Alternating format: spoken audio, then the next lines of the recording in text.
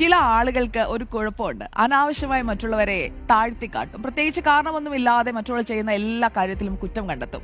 ആമയുടെയും മുയലിന്റെയും ഓട്ടപ്പന്തയത്തിന്റെ കഥ അതിപ്പോൾ AI ആയി ഇറങ്ങുമ്പോഴേക്കും എന്തിനാണ് മുയൽ തോറ്റുകൊടുത്തതെന്ന് അറിയാമോ? അങ്ങനെയുള്ള കുറേ കഥകൾ ഇപ്പോഴും നമ്മൾ കേട്ടുകൊണ്ടിരിക്കുന്നുണ്ട്.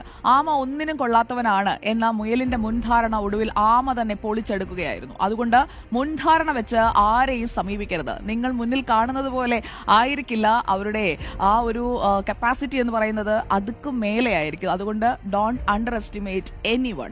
അനാവശ്യമായി മറ്റുള്ളവരെ ഇകഴ്ത്തിക്കെട്ടി ഞാൻ മാത്രമാണ് വലുത് എന്ന് ചിന്തിക്കുന്ന ആളുകൾ ഉണ്ടാകും. അങ്ങനെയുള്ളവർ ഒരിക്കലും വലുതായിരിക്കില്ല. അവർ സ്വയം ചെറുതാവുകയാണ് എന്നതാണ് നമ്മൾ മനസ്സിലാക്കേണ്ടത്. എല്ലാവരെയും ഒരുപോലെ ഒന്നായി കാണാൻ, എല്ലാവരിലും കഴിവുകളുണ്ട് എന്ന് കാണാനായിട്ടുള്ള ഒരു ശീലിപ്പിക്കൽ അത് ഓരോരുത്തരും അവരവരുടെ മനസ്സുകളിൽ തന്നെ കൊണ്ടുവരേണ്ടതാണ്. എല്ലാവരുടെയും ടാലന്റ് എന്ന് പറയുന്നത് ഡിഫറൻ്റ് ആണ്. ഉദാത്തമായ ഈ പ്രവൃത്തിയിലൂടെ നാം മനുഷ്യ നന്മ ഊട്ടിയുറപ്പിക്കുകയാണ്.